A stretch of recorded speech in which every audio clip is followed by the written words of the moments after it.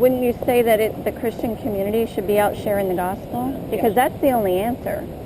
That, it's all sin. Yeah. It goes from sexual sin to murder. I mean, so if we're really sharing the gospel, which is why I have a gospel banner. Yeah.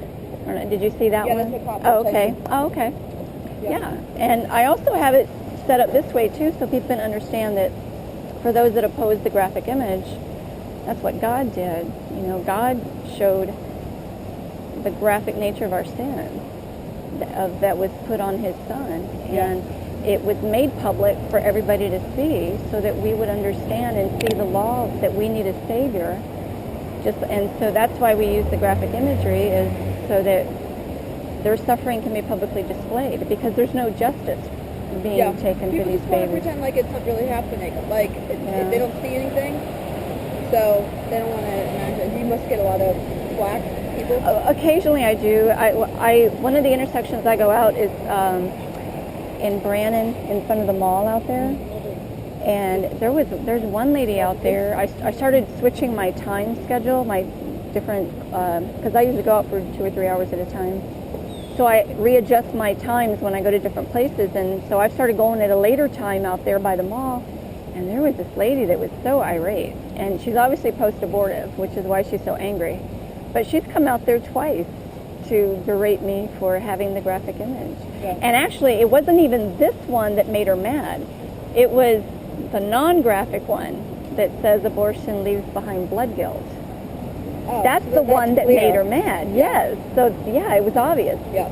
So, but really, abortion goes on because the Christian community isn't doing anything to stop it. The Christian community has been quiet for too long, anyways. But especially on this issue. Yeah. So, well, would you be willing to find out what you could do to help spread abolition? Because it's really education. Yeah. That people need to know. I appreciate what you're doing, but right now I've got myself spread pretty thin. I volunteer in the jails every week, and I'm doing a bunch of other stuff. So. Well, one of the first stages of abolition is to seed the culture, to get the information out there. Mm-hmm. And we do that. One of the ways we do that is by leaving drop cards in public restrooms. And I currently have a list of people that are just doing that. I send them about a dozen drop cards a month, and they just put them out whenever they're out. So the next time you go to your tropical cafe, you can leave this in the restroom or leave it on the table. You wouldn't want to do that? No. Why is that? There's a lot of reasons. I don't know. Is it out of fear? No, I don't know. And not really fear. More, I'm not really sure what the right approach is. So until I feel confident in what the right approach is that I feel comfortable with, I wouldn't want to just adopt somebody else's opinion on what the right approach is. Well, how else? I mean, abortion's wrong. Literature and I mean, I don't know who would pick up that picture and it would strike them for whatever reason in a traumatic way and cause more harm.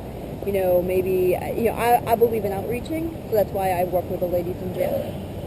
And try to talk to them about what their choices and the consequences are, and how to change it, and how to. Well, do you have any of those women that have asked you, that have said to you that if somebody would have told me this, I would have not have done this? And so maybe I would partner up with somebody else in the future, if and when I have time and want to move on it, but maybe not with the graphic imagery that might actually cause someone really harm. I mean, what if someone is like, and I'm not disputing you, I understand that you've probably prayed on this and you feel confident about this is the right thing for you to be doing, so I'm not disputing it.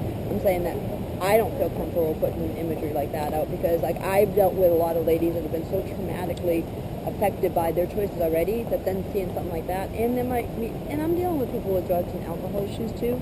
So now if they see imagery like that, it may very well put them in a position that they're unable to really face what they did, and it would hurt them even more than actually just facing the truth, whereas it may be literature or talking to that person. Well, and every situation is different. And some ladies, they might see something like that, and it might be ingrained, and they might not be able to move forward and ever have an abortion. And in that case, you've succeeded. Psychological issues on top of their sins. So how you handle them to confront their sins is going to be handled in a different way than with graphic imagery. So that's just my personal experience. So then I don't feel comfortable promoting that. I don't deny you that option. But for me, I've prayed on it. I haven't come to that point where I would feel comfortable. But I got to run. I got to get back to lunch before 12:30. So. Well, just one last thought to leave you with is that what you're saying is that our priority should be for post-born people instead of the preborn. No. Because this information is going to help end abortion, and the quicker that we get the information out, the quicker we're going to abolish it. So the longer that you delay, because you're concerned about how it'll affect post-born people, the longer it's going to take to end their suffering.